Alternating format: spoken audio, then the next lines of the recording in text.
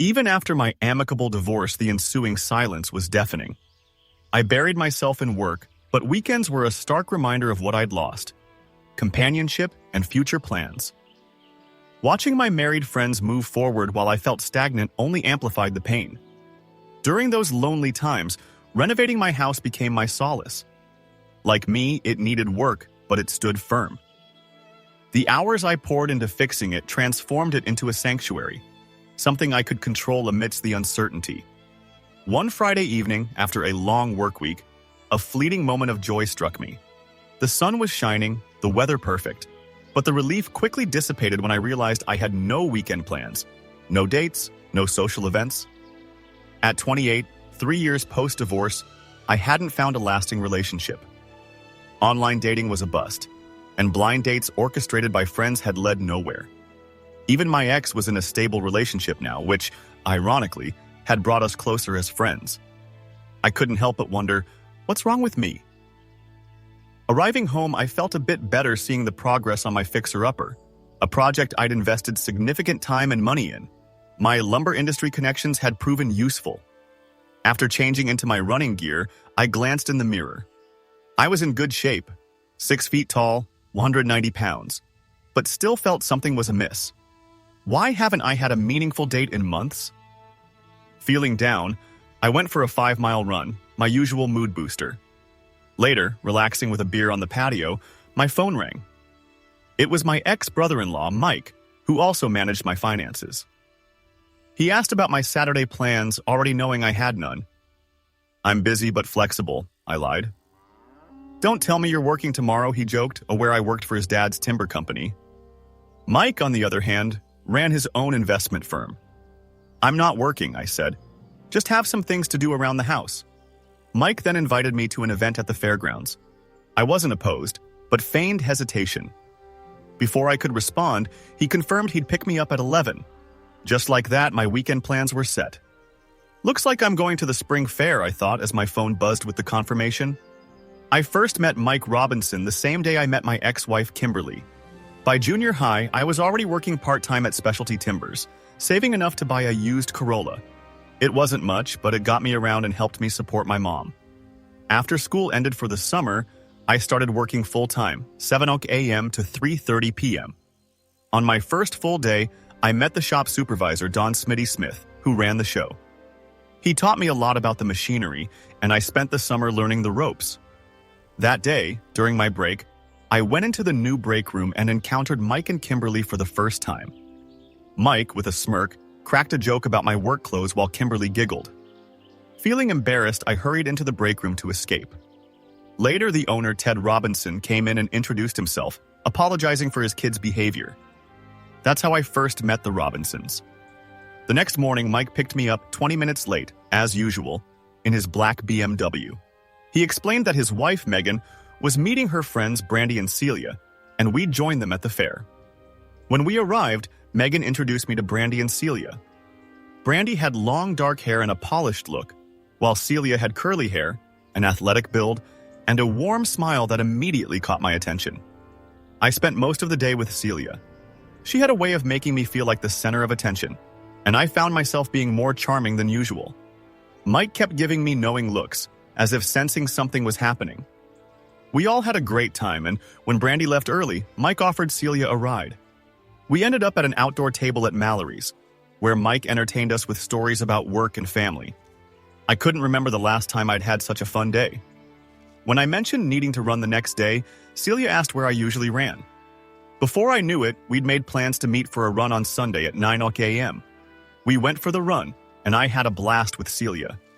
Talking and laughing felt natural, and I enjoyed learning more about her life. Afterward, we grabbed coffee and talked about her job as a dental hygienist, her family, and her life in the Bay Area. She mentioned her father had passed away, and her mother worked at a hair salon owned by her aunt. I dropped her off at her apartment and said, "I'll pick you up at 9 for our next run." She smiled and agreed. On my way home, Mike and Megan couldn't hide their smirks. "What?" I asked. "You're moving fast," Mike teased. He'd been trying to set me up ever since my divorce from his sister Kimberly. I think he felt somewhat responsible knowing her secret before I did. I'd worked at Specialty Timbers during my senior year of high school, learning all the machines from Smitty. Kimberly would come in on Saturdays for bookkeeping, and we eventually started dating. She was planning to attend Colorado College, and I was worried about the distance, not realizing other guys were the problem. At the end of summer, Ted Robinson, Kimberly's father, asked me about my future plans. I didn't have much figured out, though I had an application in for community college. Ted offered me a position in the office, starting at $3,000 a month with potential bonuses. I was surprised, but accepted. Working with Kimberly made dating easy, and we got married right after she graduated. Everything seemed perfect, but looking back, I realized I rushed into marriage. I loved Kimberly, but we were young and hadn't really experienced life outside of our small town. The divorce was a tough blow, but ultimately, it was for the best. Now, with Celia, things felt different. I wasn't rushing into anything. We were taking it slow, getting to know each other, and enjoying each other's company. And that felt good. After my divorce, even though it was amicable, the silence was overwhelming.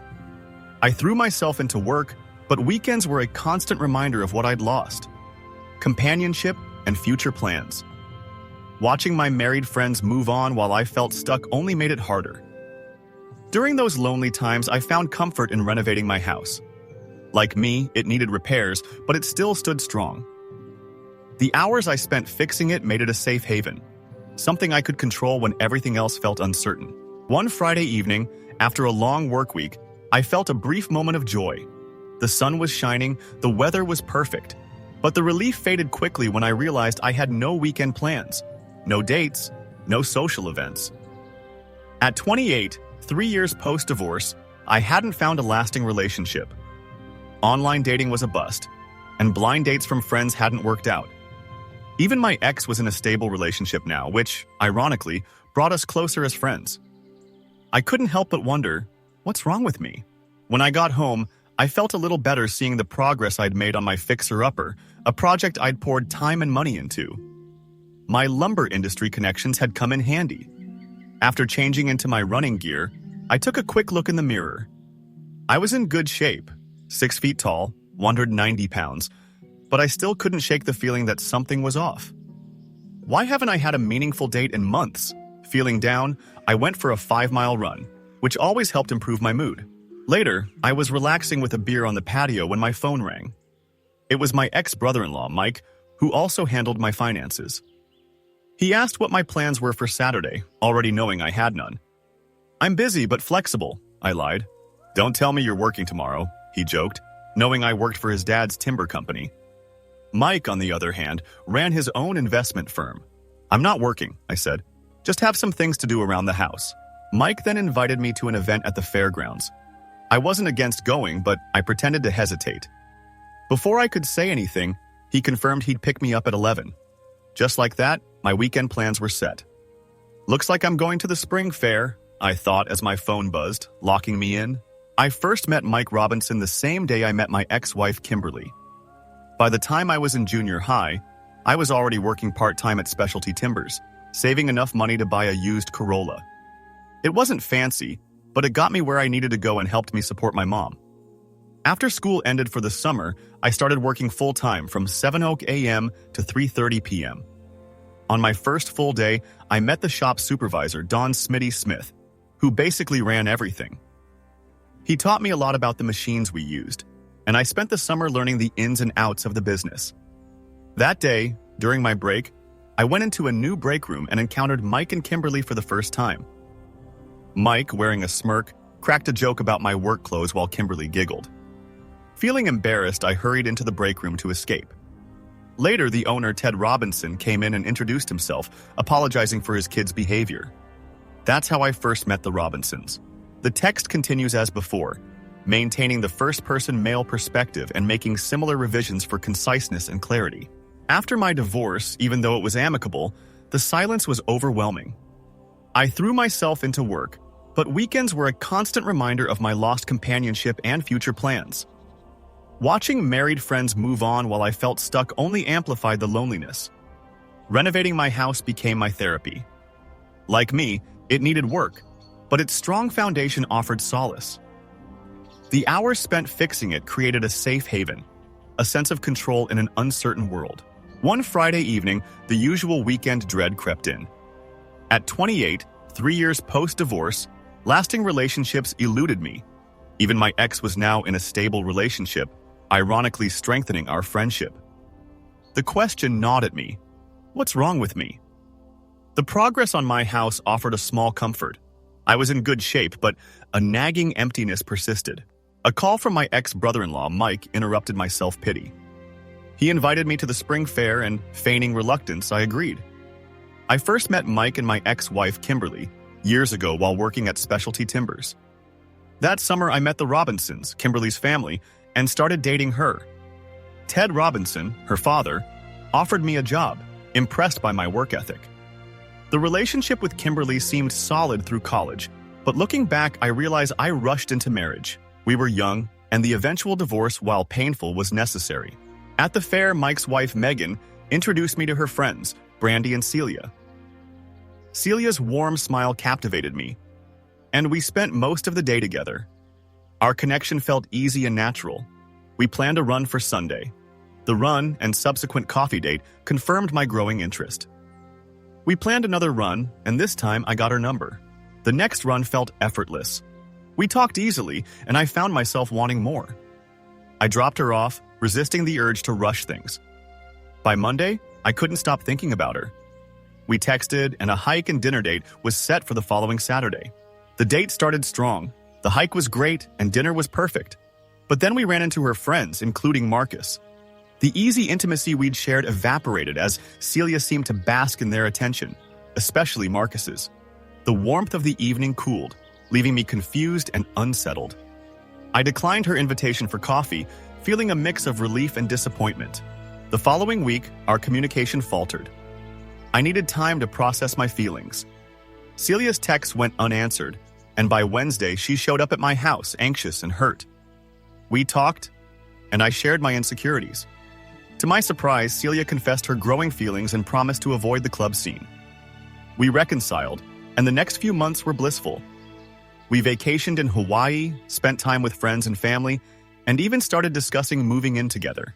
After a year, business boomed, and we expanded into Northern California. I was thriving at work, and our relationship felt strong. But the ghost of my past relationship and the lingering uncertainty about Celia's friends still haunted me. I loved her, but a part of me remained guarded, unsure if I was ready to fully let go and trust again. One Thursday, amidst the Puget Sound construction boom and high demand, Ted requested a meeting. During this meeting, he revealed he was turning 60 and planning for the future. Instead of a bonus, he offered me a 9% ownership stake in Specialty Timbers. I was stunned. He explained our success with the California and Washington expansions and wanted my help opening markets in Colorado and the Rockies. This involved traveling roughly 1 week a month, an offer I enthusiastically accepted. Ted detailed the new ownership structure. He retained 51%, Mike and Kim each held 20%, and I now had 9%. I inquired if they were comfortable with this arrangement, and he assured me it was their initiative. He also mentioned Smitty's retirement and the arrival of Millie's brother, John Pham, whom I was to mentor. I couldn't wait to share the news of my ownership and travel plans with Celia. She was delighted about the ownership, but less enthusiastic about the travel, though she relaxed when I clarified it would only be a few days each month. Within 2 weeks, I was in Denver, securing orders rapidly. When I received my March paycheck, I noticed an extra $2,500. Kim informed me it was a 3% commission on total sales. I calculated I could potentially earn an additional $155,000 annually, pushing my income close to 6 figures. We started planning another Hawaiian trip for September, and I began contemplating proposing to Celia. Everything was progressing smoothly.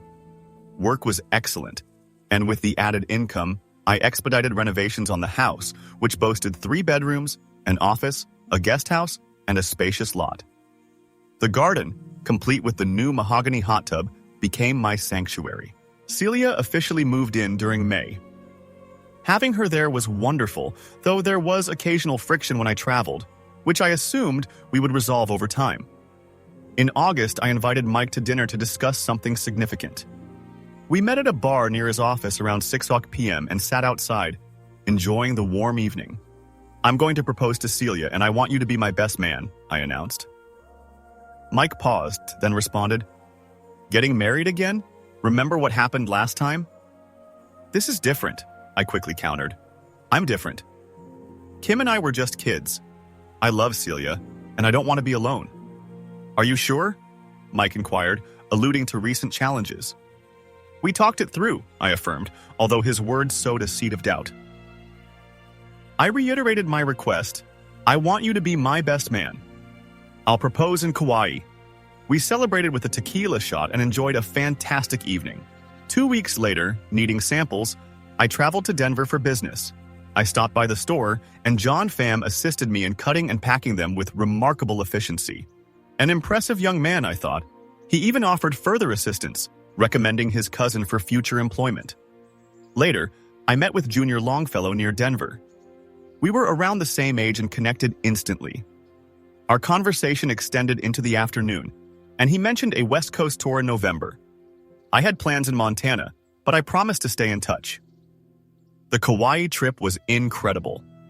We stayed at a luxurious resort, courtesy of my commissions, and spent our days hiking, snorkeling, and relaxing. On the second to last night, as the sun dipped below the horizon, I proposed. Celia cried, embraced me, and we returned to our room. As we lay there, I asked, "Are you happy?" "Yes," she replied. "If you could change anything, what would it be?" I inquired. "Nothing," she answered, then added, "I guess I wish you didn't travel so much." I explained the travel's importance for our future and suggested she could occasionally accompany me. She quietly agreed, and I perhaps too quickly dismissed the concern. Life continued, now with wedding preparations added to the mix. We settled on a Valentine's Day wedding, with Celia managing most of the details while I provided support. Work intensified with the Rocky Mountain market expansion, so we hired John's cousin, Nathan, and Guan, along with their friend Van. With Smitty gone, I spent more time with John, recognizing his intelligence and diligence. One evening, I enjoyed beers with John, Nathan, and Van, appreciating their commitment to specialty timbers. Everything seemed to be progressing well both professionally and personally. I decided to hire a contractor to remodel the kitchen, someone I knew who was purchasing a house from us, even though I could have handled it myself. I didn't want the project to linger for months. Celia contributed to the design, and although we had some disagreements, her input was invaluable. In late October, another work trip frustrated Celia. She wanted me to shorten it to 3 days, but I couldn't accommodate everything within that time frame. My November trip overlapped with Junior's mill tour, but Ted covered it while I attended a trade show in Montana. The show ran Friday through Saturday, with an early Sunday flight out of Billings. Friday was hectic, concluding with a cocktail party. I called Celia around 10 p.m., but she didn't answer. I tried again at 10:30 p.m. with no response, assuming she was asleep. The following morning, after exercising, I called again around 8:15 a.m. She finally answered, sounding slightly strange. "I called last night. Were you asleep early?" I asked. "No, my phone was off. I was just doing some work in the kitchen," she replied. Thanksgiving with the Robinsons was fast approaching, and Celia seemed somewhat distant and quiet, but I didn't pry. We were both busy. I received an invitation to the Longfellows' Christmas party in Denver on December 9th. We discussed Celia joining me, but she had work commitments, so I went alone. The party was lively, held in their decorated warehouse. I called Celia from my hotel after enjoying the evening. Later, while talking to Junior about our Hawaii trip, I showed him a picture of Celia. He studied it closely and asked, "Is that your fiancée?" "Yes," I said proudly. He returned the phone, then took it again, staring intently. His expression grew serious. "What's wrong?" I asked, feeling uneasy. "Does she know someone named Brandy?" he inquired. "Yeah, why?" "I could be wrong, but I saw her with Brandy at a dance club last month when I was in your town. They didn't act like they were engaged." I realized this coincided with my Montana trip. Embarrassed and angry, I pressed him for details. Junior explained he'd been at a club called Dust after the mill tour and saw Brandy and Celia with some guys, including one named Marcus. He said they didn't appear to be just friends. Feeling betrayed, I thanked Junior and left the party, agitated. Celia had promised to avoid clubs, and now there was this Marcus. I wondered how deep her deception ran. That night, I barely slept, and my flight home was delayed. Celia texted repeatedly, but I ignored her until she called as I boarded. "Will you be home soon?" she asked. "My flight is delayed." "I'll be home by 6 p.m. at the earliest," I replied. "I love you and miss you," she said. "See you tonight," I responded, hanging up. On the way home, I planned how to test her honesty. Upon arriving, I greeted her and inspected the kitchen progress. "I have a question," I said, keeping my voice neutral. "Sure, what is it? When I was in Montana last month, what were you doing Friday night?" She turned away, saying, "Nothing, just staying home." I gave her one last chance. "Think carefully. Where were you?" She froze, then burst into tears and ran to the bedroom. 2 hours later, she emerged, admitting she'd gone to the club with Brandy. They stayed late dancing. "And then what?" I asked. "I went home alone," she said. "Of course," I muttered. "And Brandy? She slept with her ex." "So you were alone?" "Yes," she said, her voice trembling. "Anyone at the club I might know?" she mumbled, avoiding my gaze. "Not really, I don't know." The conversation felt like pulling teeth, but I finally extracted the full story. Celia confessed they met up with friends at the club and danced. Marcus and his group arrived later, and they briefly interacted. She claimed to have left around midnight. "Did you ever have a thing with Marcus?" I asked directly. "Absolutely not," she insisted. "Does he want something with you?" I pressed. "Maybe, but he's just a friend, and I only want to be with you," she cried. I told her I needed time to think and suggested she stay at the cottage. She left, sobbing. The timing was terrible. We were preparing for the wedding, the holidays were approaching, and my future felt uncertain. I called Mike for advice, and he invited me over that Friday.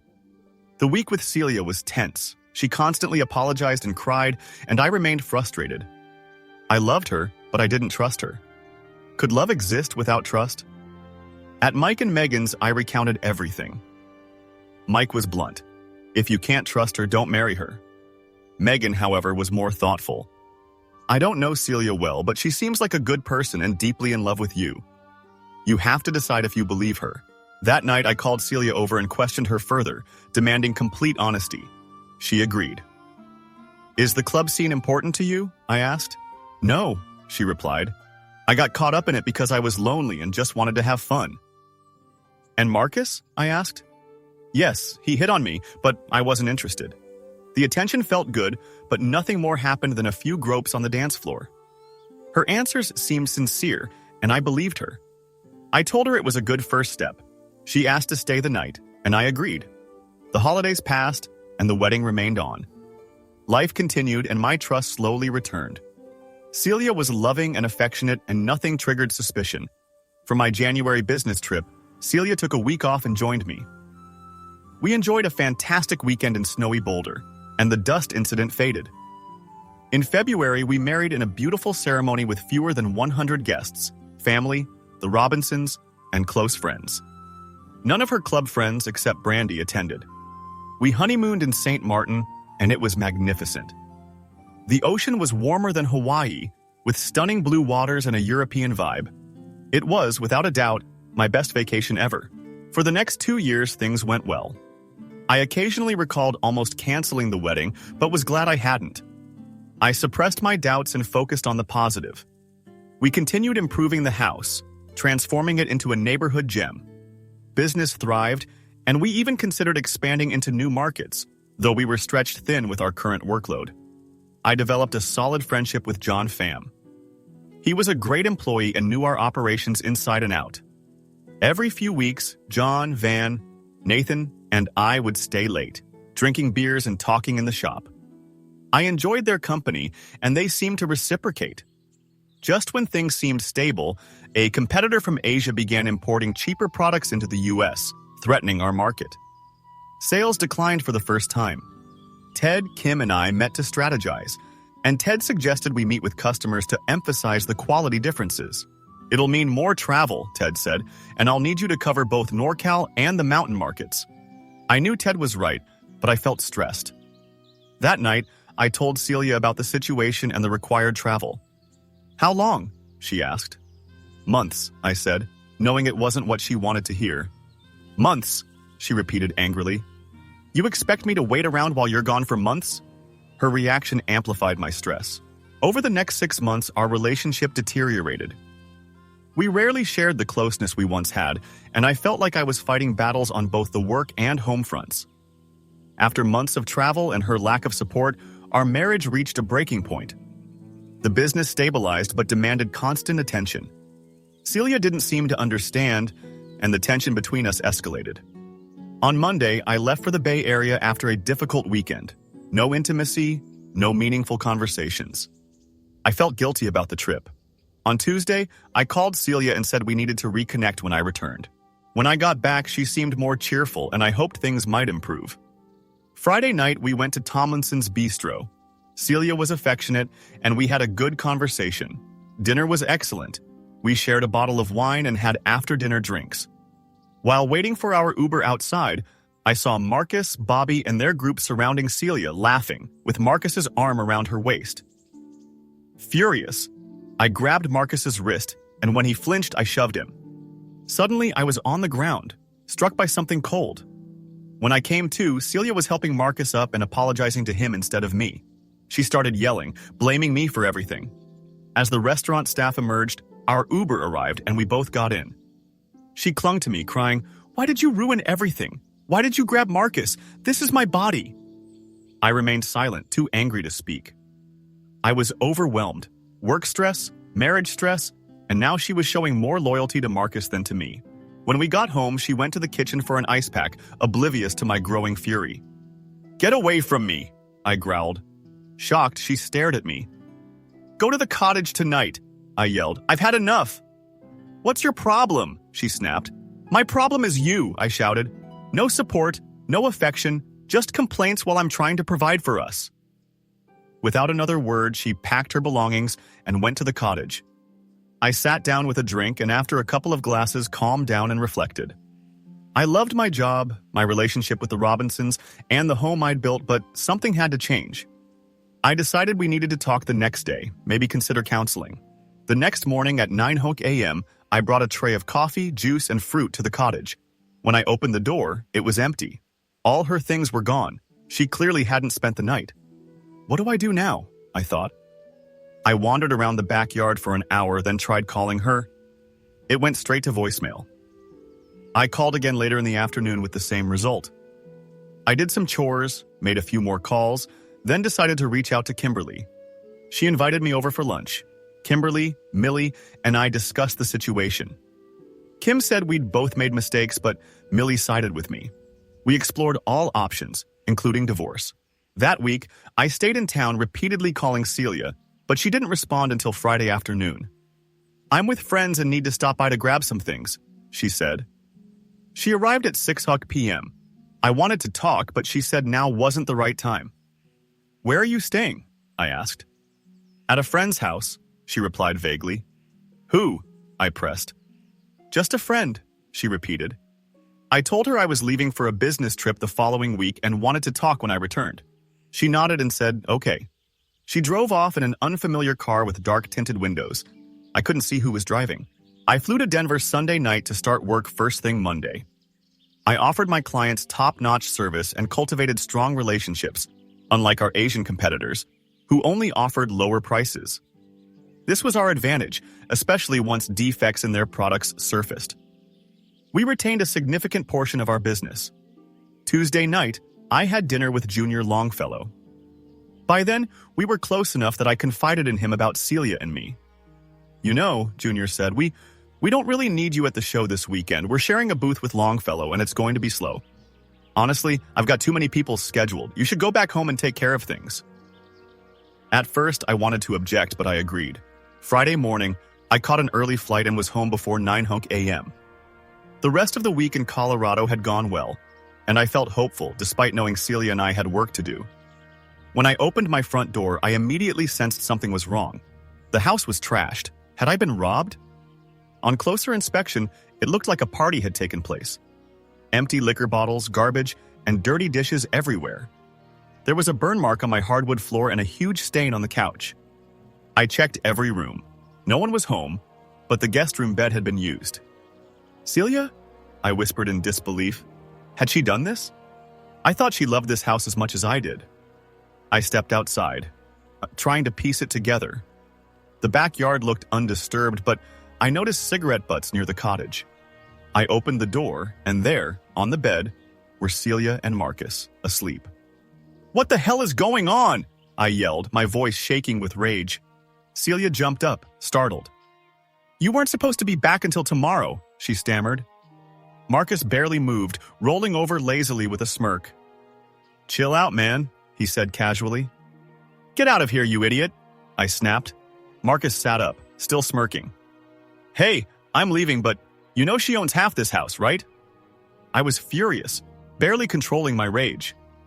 "You've got 2 minutes to get out of here," I shouted, my fist clenched. I felt like I was about to explode. Marcus shrugged and with a mocking grin slowly walked out. Celia was crying, but I couldn't even look at her. My head spun with anger, confusion, and betrayal. I stormed back to the main house and called Mike. I needed advice. "What happened?" Mike asked after I quickly explained. "Stay calm," he said, his voice steady. "I'll call some divorce attorneys and get things sorted. It sounds like divorce is your only option now." After hanging up, I called Kim and told her everything. She was supportive and said she and Millie would come over that evening. As reality set in, I realized my marriage was over. I felt hurt, angry, and numb. I ordered new locks from the hardware store and spent the afternoon cleaning the mess in the house. Mike called back later with an appointment to meet Darren King, a divorce attorney, on Monday at 11 a.m. He said Darren was ex-military, originally from Texas, and had a tough reputation. I looked him up online and found a photo. Dark hair, strong jaw, serious expression. By the time Kim and Millie arrived, I'd calmed down slightly. I told them everything, and even Kim, who had tried to support the marriage, agreed there was no saving it. I wasn't as sad as I was angry. It felt like my life was falling apart. Monday arrived quickly, and I met with Darren King. He was exactly as he seemed. Firm handshake, direct eye contact, and a no-nonsense attitude. After listening to my situation, he laid out the hard truth.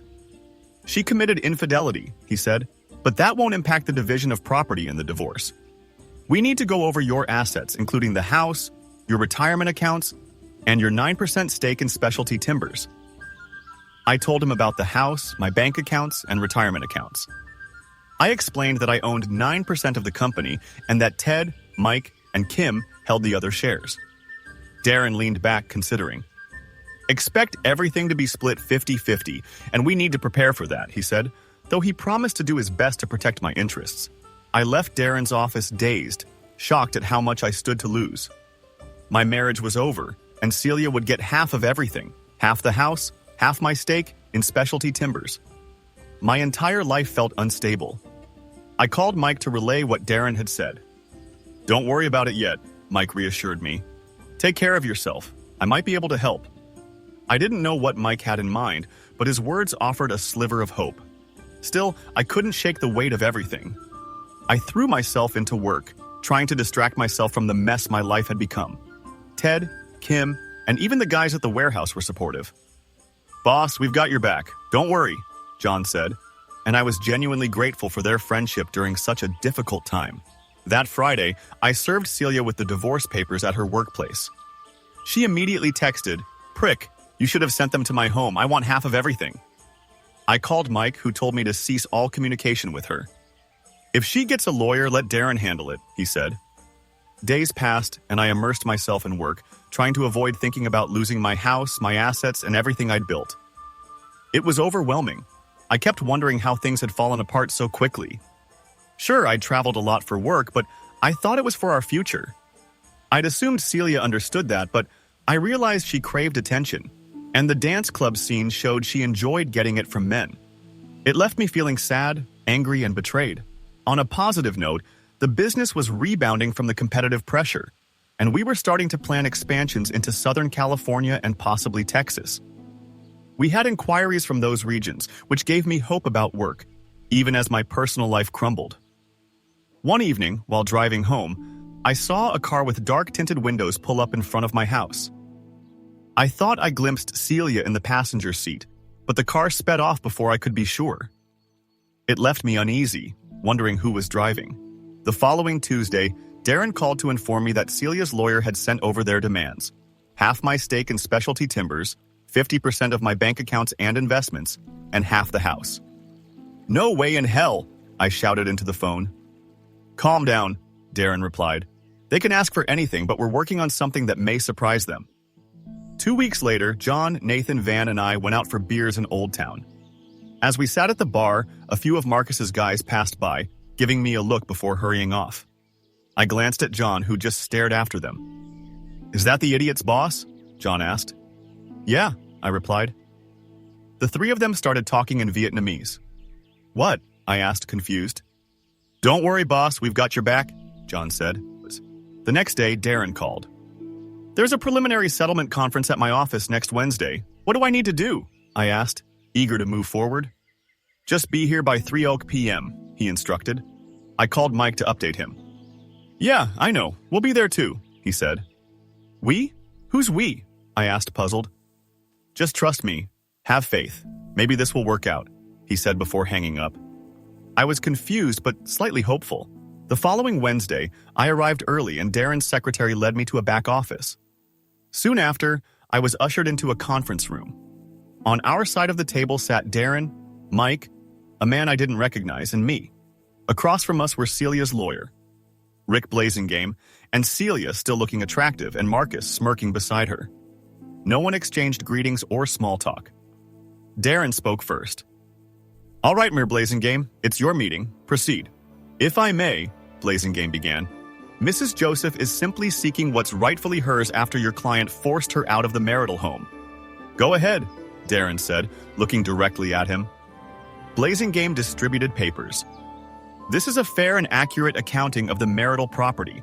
9% of Specialty Timbers LLC, valued at $360,000 for her half. 50% of the Ravencrest Drive home, worth $325,000 for her share. 50% of Mr. Joseph's retirement account, valued at $63,000, and half of their joint checking and savings accounts, valued at $119,000. Various furniture and household items are also included." At this point, the man I didn't recognize opened his briefcase. "Mr. Blazingame, allow me to introduce myself. I'm Aaron DeVisser, a corporate attorney with a doctorate in law. I have some documents you'll want to see." He handed legal papers to Celia and Blazingame. "Mr. Joseph doesn't own the house on Ravencrest. It's owned by Specialty Timbers LLC." "But," Blazingame started, "he owns the company." "No, he doesn't," Aaron cut in. "Under the corporate bylaws, the majority of shareholders can nominate an owner. In rare cases where it might damage the company, they can also cancel shares. If you look at page 3 of the annual meeting minutes, you'll see that the majority canceled Mr. Joseph's shares even before the divorce was filed." "That's ridiculous," Marcus shouted. "Half of those shares are yours," Celia cried, while Blazingame sputtered.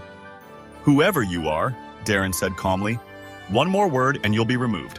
I'll personally see to it." At that, Marcus stormed out, slamming the door. Celia continued crying, but the room remained silent. "Mr. Blazingame," Darren continued, "Mr. DeVisser has already reviewed all the records and certified them with the Oregon Attorney General's office. You can pursue this all the way to the highest court, but it will cost your client dearly.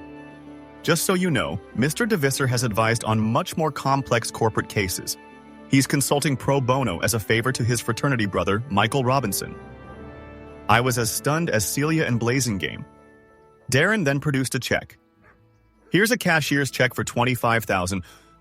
This is our final offer, Mr. Blazingame. Would you like a moment to confer with your client?" "Yes, I would," Blazingame muttered. We left the room and went to Darren's office.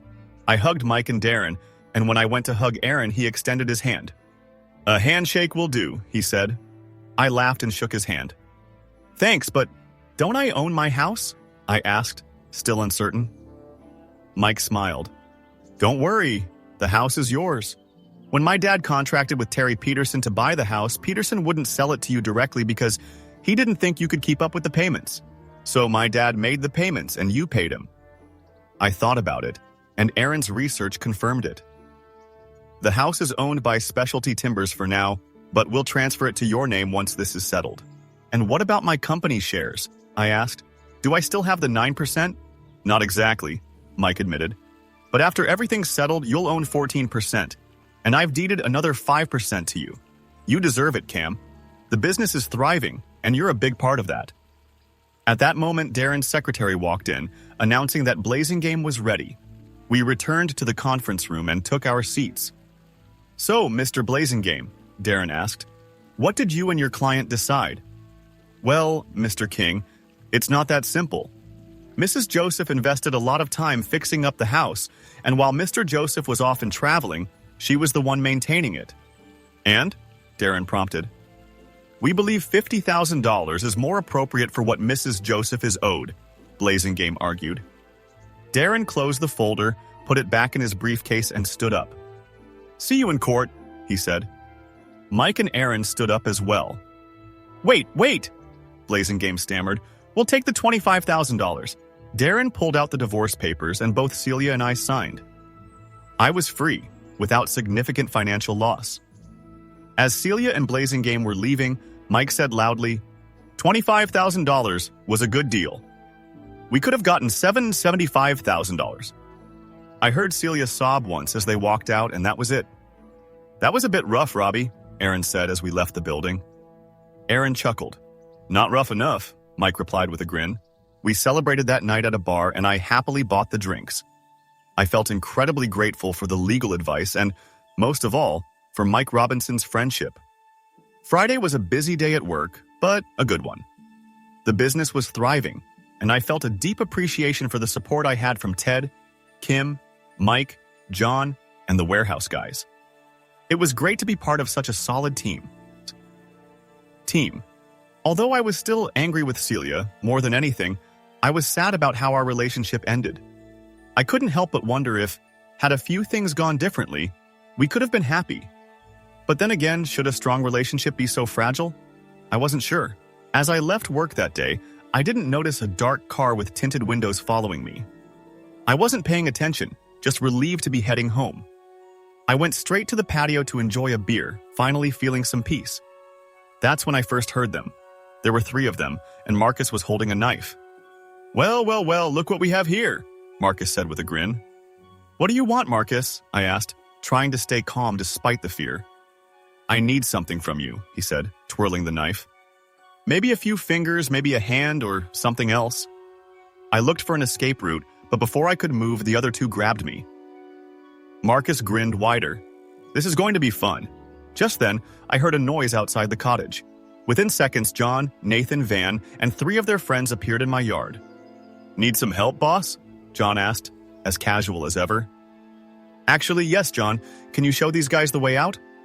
Marcus's face paled as he backed away, and his companions ran.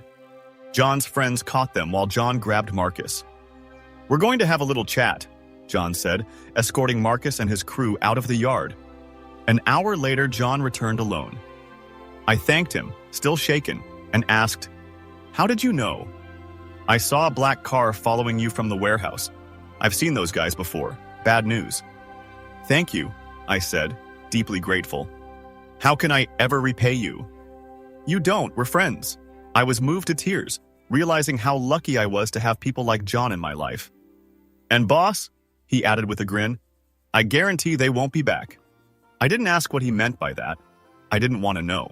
Fast forward 5 years, and the business has had its ups and downs, but mostly ups. I've hired a new employee, someone who didn't know logging at first but has proven to be smart, hardworking, and a quick learner. He works in operations alongside John and the team. His name is Chase DeVieser, Aaron's cousin, the same Aaron who helped me years ago. Chase wasn't interested in college and needed a job, so I hired him as a favor. Now he's a real asset to the company. Ted still comes in every day, though I think he's mostly there to catch up with old friends. Kimberly runs the place, and I help when needed. I still travel for work, but not as much as I used to. I'm more settled these days. My personal life has improved too. Thanks to John and Nathan, I met Evangeline's sister. Yes, that's her real name. I asked her about it once, and she said, When my mom gave birth to me, She said I came out like jelly. I laughed. It was cute, and she's cute too. She's a fitness instructor at the Valley Club and in amazing shape. I'm almost 10 years older than her, but she doesn't seem to mind. She also doesn't care that I'm not looking to remarry. She once jokingly said, "You look at another woman, I'll kick her bum, then kick yours," with a teasing smile. I just laughed. I like that playful side of her. I never saw Celia again, and after that one encounter, I never saw Marcus either. The last time I saw him, he crossed the street to avoid me. I haven't looked back and, honestly, don't think about them much anymore. Reflecting on everything, I'm grateful for the people in my life: Ted, Kim, Millie, John Pham, Nathan, Van, and especially Mike. Without Mike's friendship and support, I don't know where I'd be today. I love my home. I love my company. Without a doubt, I'm a happy man.